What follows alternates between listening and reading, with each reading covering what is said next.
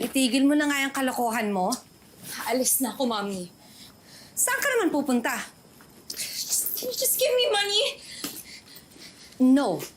You are not leaving this house. Mommy, please, I need to get out of here. Can you just give me money, please? Mom!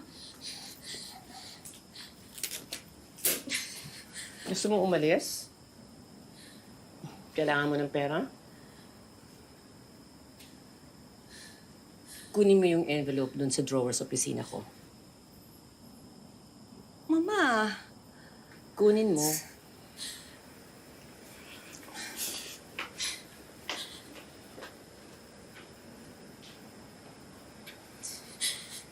Gumawa ka ng kapalpakan. Yung mga tao kang muntik ng mabiktima. And you ruined my reputation. Tapos ito ang gagawin mo? Ha?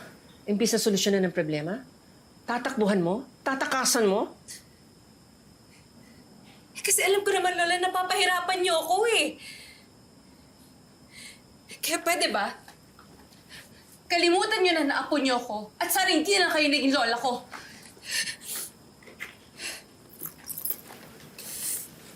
Joanna, ano ba?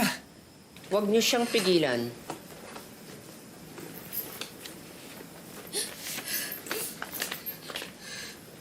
Ito yung gusto mo, no? Ito yung kailangan mo. Yan, sige. Gawin mo yung gusto mong gawin.